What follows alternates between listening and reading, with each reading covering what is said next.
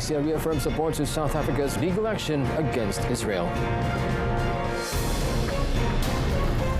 Polls open in Taiwan's critical elections.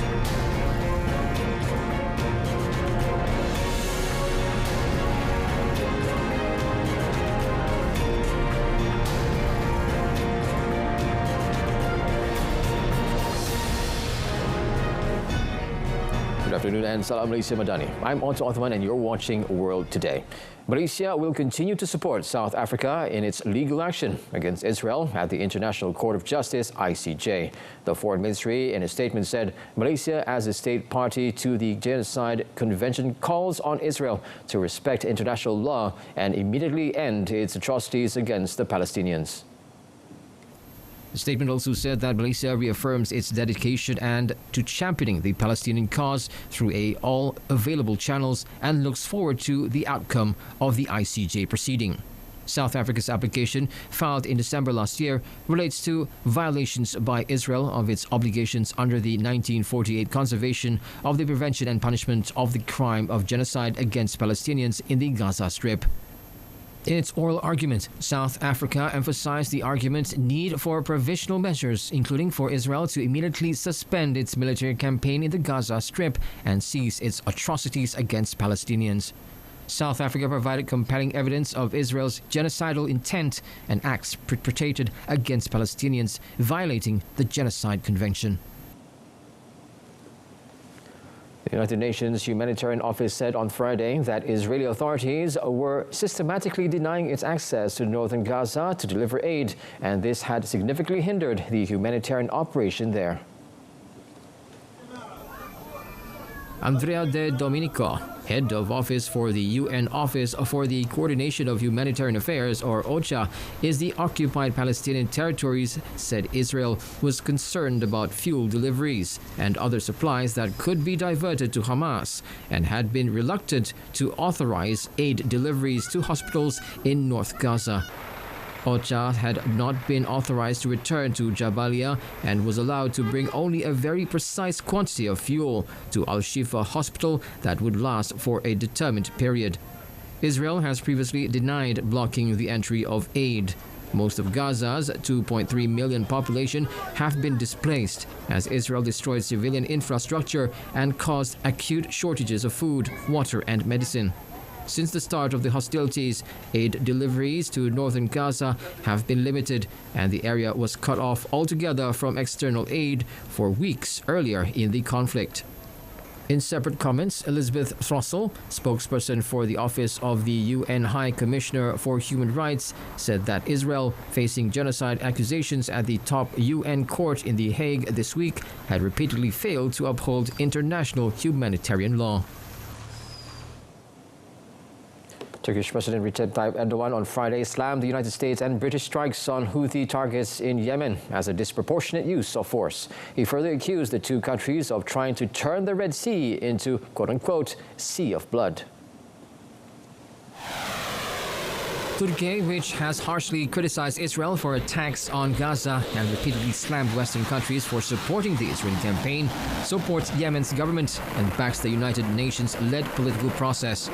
Erdogan said Ankara had heard from various channels that Houthis were carrying out a very successful defense against the United States and Britain. Erdogan also said Turkey is providing documents for a case brought by South Africa against Israel at the UN's top court on a charge of committing genocide against Palestinian civilians, adding that he believed Israel will be convicted. Bizim vermiş olduğumuz bütün belgeler ciddi manada Lahey'de iş görüyor. Ve bu belgeleri artırarak vermeye devam edeceğiz. Ve inanıyorum ki şu anda bizim teslim ettiğimiz o belgeler ağırlıklı olarak görsel belgeler de söz konusu. Ve bu belgelerle İsrail orada mahkum olacaktır. Bunu bekliyoruz. Çünkü Lahey Adalet Divanı'nın adaletine de inanıyoruz.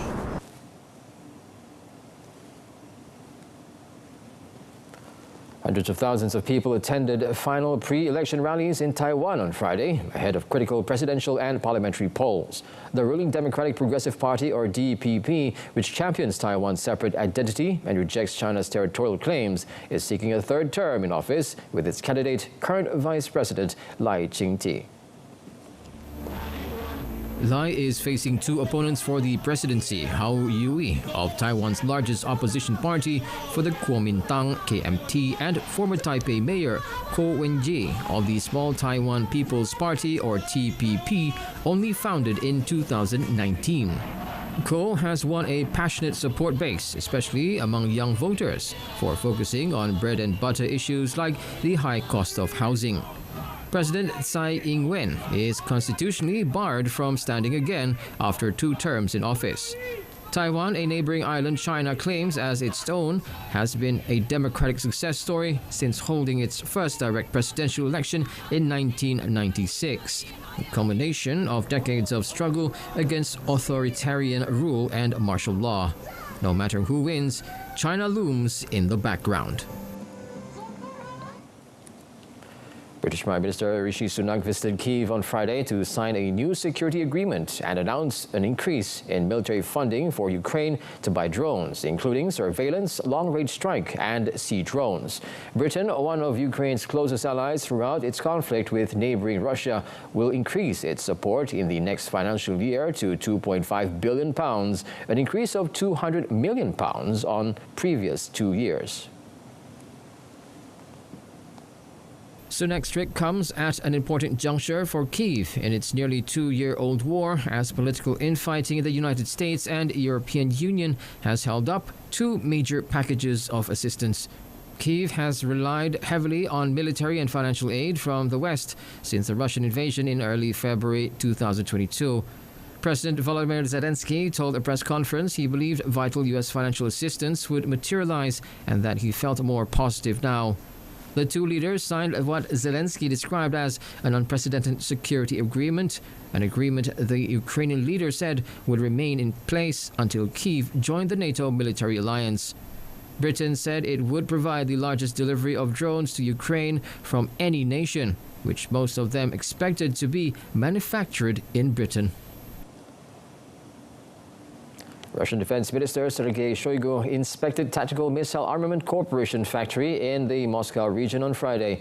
In a video released by the Russian Defense Ministry, he was shown different elements of bombs and missiles and was told that all components are 100% Russian-made.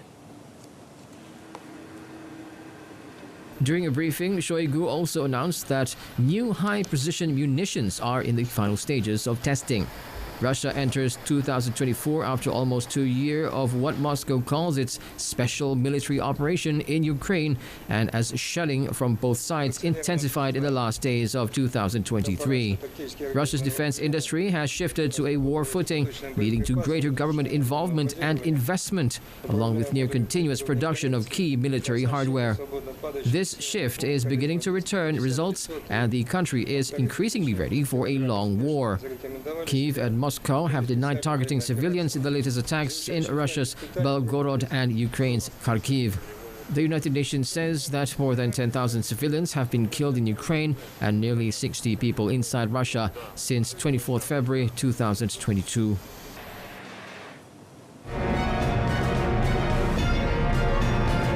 Coming up next, Japan and the US reaffirm partnership built on shared values.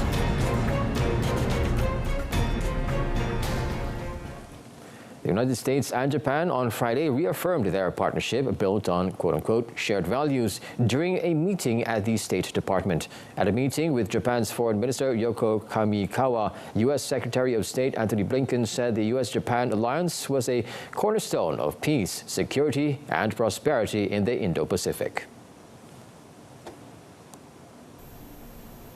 Kamikawa's visit to the United States follows an unannounced visit to Ukraine on Sunday last week, where she pledged millions of dollars to the North Atlantic Treaty Organization, or NATO, to help Ukraine avert Russian drone strikes and announced donations of generators and transformers.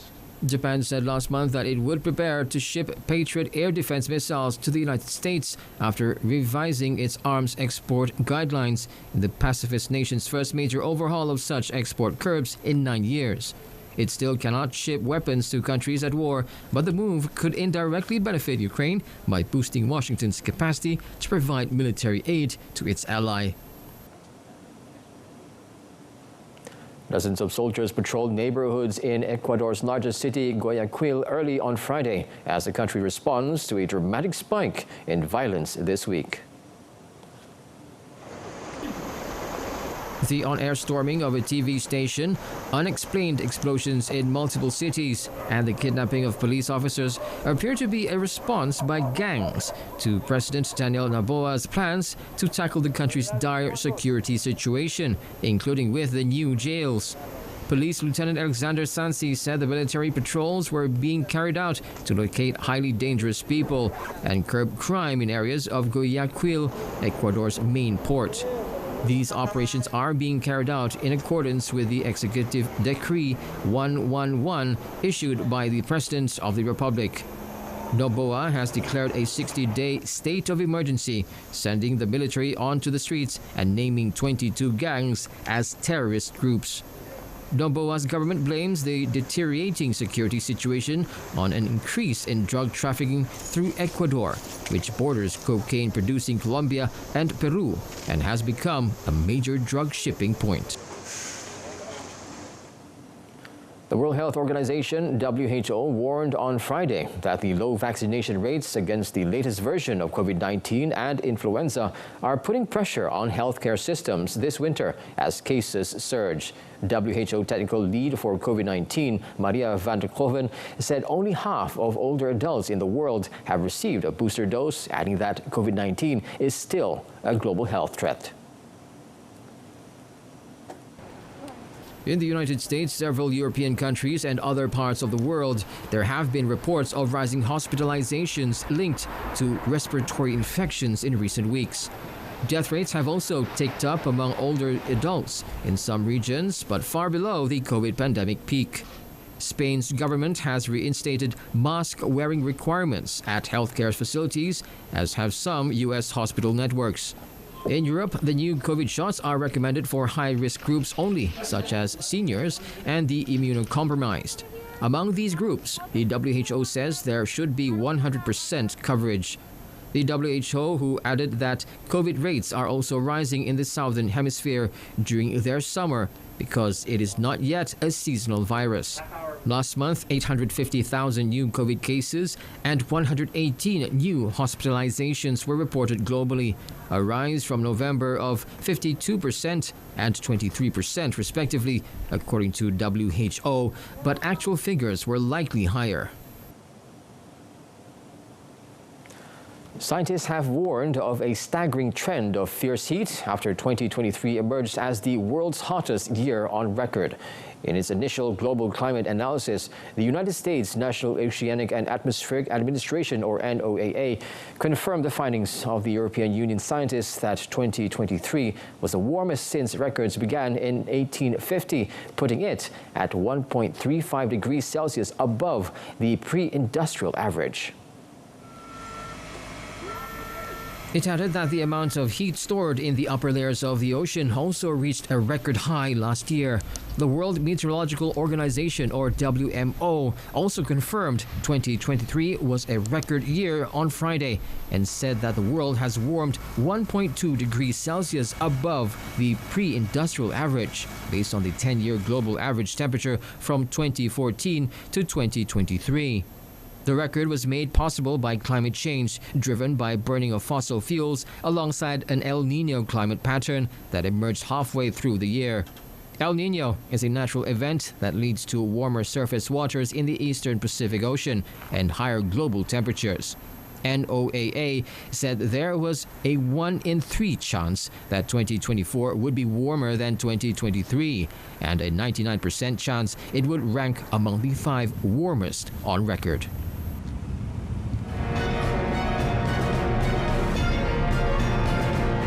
Qatar off to a flying start in 2023 Asian Cup. That and more next in sports. Now, kicking off our sports segment this afternoon, 2023 Asian Cup host Qatar could not have asked for a better start to their title defense when they won the first match of this year's tournament in style at Lusail Stadium here this morning. Their emphatic 3-0 victory over Lebanon in their first Group A match sent a clear warning to all title contenders that the defending champions were not taking things easy, even with home ground advantage.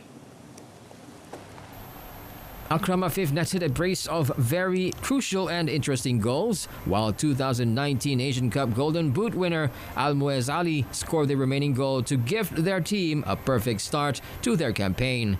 Eager to please a stadium packed with Qatari fans, Ali had actually found the net in the 5th minute, only to have his effort ruled offside.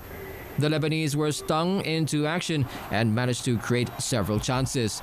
The first half looked to end goalless as halftime approached, but Afif had other plans.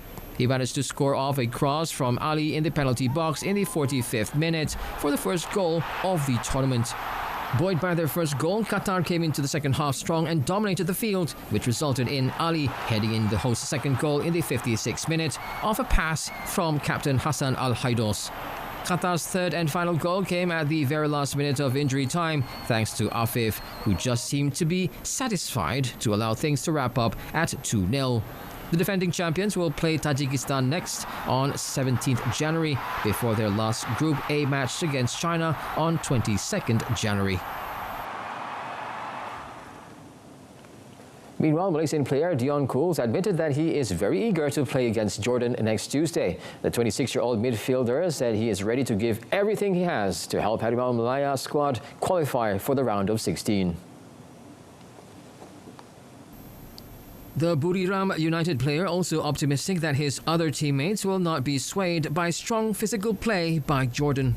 We have also our qualities. We have fast and agile players. Maybe they are a bit stronger and taller than us. So, yeah, we have our qualities. They have their qualities. So I'm not concerned about this. Yeah, like I said, I will do anything. I will run. I will fight. I will do anything to make sure that we are able to win the game. Kim Panggon's men will be scheduled to take on Bahrain and football giants South Korea in the E group. This would be Malaysia's 4th appearance in the competition after 1976 in Iran and 1980 in Kuwait, and as a co-host for the 2007 edition. However, Malaysia has never qualified to the round of 16 of Asian Cup in its past appearance.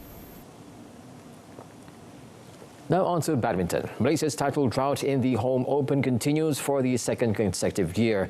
No local shuttlers will be in the semi-finals of the Malaysia Open after the nation's remaining hope, Aaron Chia, So Woo Yik and Ong Yu Sin, Teo Yi Yi, dashed at the quarterfinal stage.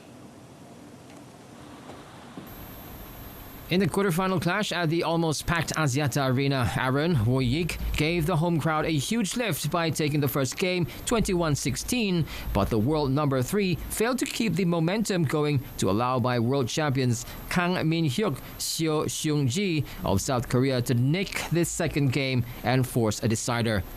Despite giving a good fight in the early stages, Aaron Woyik ran out of steam as Min-hyuk Seung-ji romped home with a aplomb to seal their place in the semi-finals.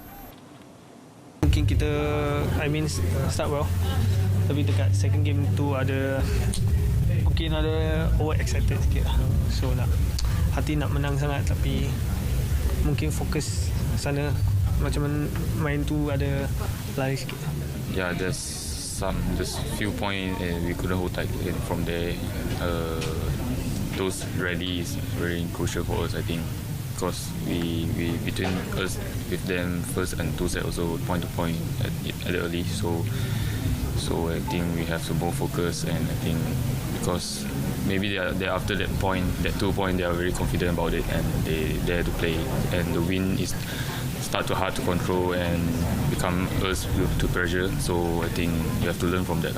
Earlier, men's doubles professional pair Ong Yu Sin, Teo Yi Yi suffered their third successive quarter-final exit after going down 15-21, 9-21 to Takuro Hoki Yugo Kobayashi of Japan.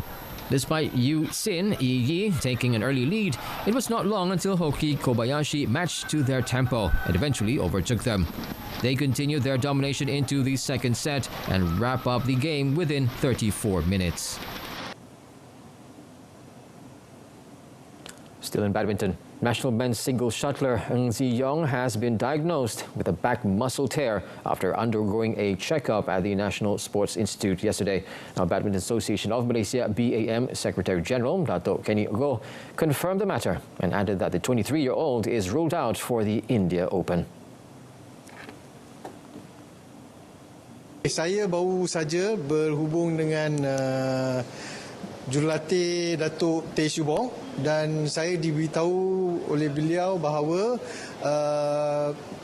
Ziyong baru saja melepasi pemeriksaan kesihatan Ziyong dan didapati ada kecederaan di belah belakang. Okey, dan kemungkinan ada muscle tear. So buat masa ni keputusan yang dibuat adalah untuk keluarkan dia daripada India Open, tetapi untuk minggu berikutnya iaitu Indonesia Masters, mereka akan terus memantau keadaan beliau lah. World number 15 Zi Yong had to retire when trailing 8-12 to Japan's Koki Watanabe in the first game of their first round match of the Malaysia Open on Wednesday, with a suspected back injury when he leaped to execute a smash. In tennis, Great Britain's Jack Draper booked a spot the final at the Adelaide International after beating Alexander Bublik 7-6, 6-4 in straight sets in the semi-finals. Draper is yet to win a title on the ATP Tour circuit, and he started well as he went 2-love up with an early break, only for Bublik to break back, and the two went to a tie break in the first set. A break in the decider let him go 4-2 up before he kept his nerve to land the first set after an hour's of play. Bublik was in impressive form too, with some spectacular drop shots, but Draper broke and moved into a 4-2 lead that his opponent was unable to force his way back form.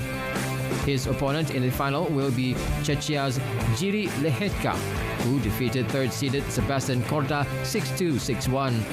The Czech player, who has dropped only one set in the tournament, was trying to make it to 2 Adelaide finals in the Raw.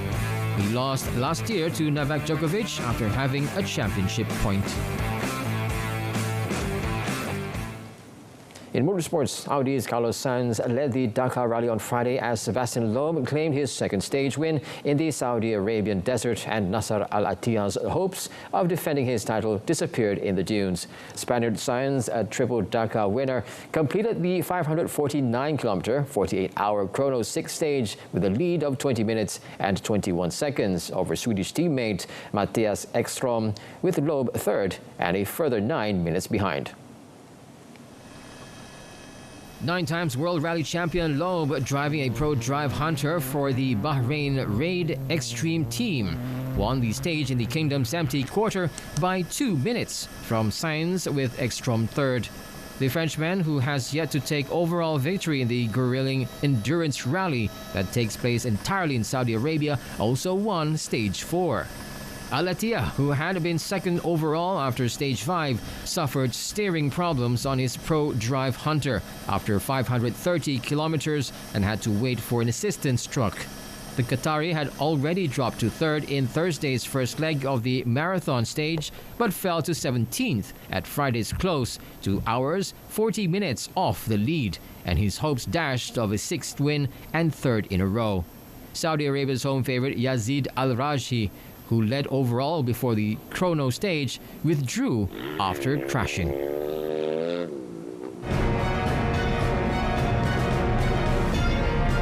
Up next in our offbeat segment, oldest hand soon boat prepares for next travels. Stay tuned.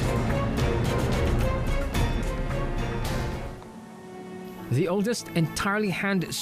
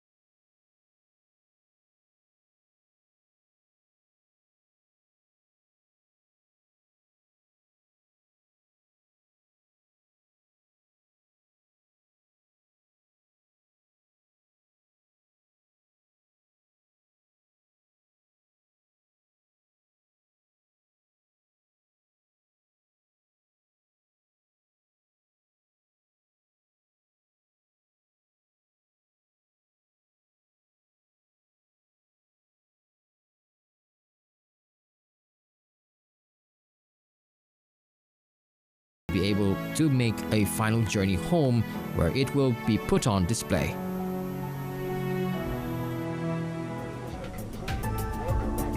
Meet Adam, a robot barista from Rich Tech Robotics, who serves coffee to delight attendees and talks thanks to generative artificial intelligence. This is Adam. Adam is our AI-enabled humanoid robot that currently works as a barista, pouring coffee in coffee shops in New York or in Oakland, and boba tea in our own boba tea restaurant here in Las Vegas, as well as all sorts of drinks, cocktails, pours beer at special events throughout the country. Presented at CES Tech Show, Adam is not just a regular robotic barista. The machine can also dance to entertain guests. Enabling Adam with those type of features, as well as that AI capability, is really going to enhance that guest experience, right? The base price for the barista is $180,000, which comes with a full setup of Adam plus the surround setup for the rest of the beverage that the customers could choose. Despite its impressive functionality, Adam, however, needs humans to refill the coffee machine with milk. It's one employee, right? And so the idea that he's going to be there, going to continue to work, fill all those shifts, the economics start to make sense.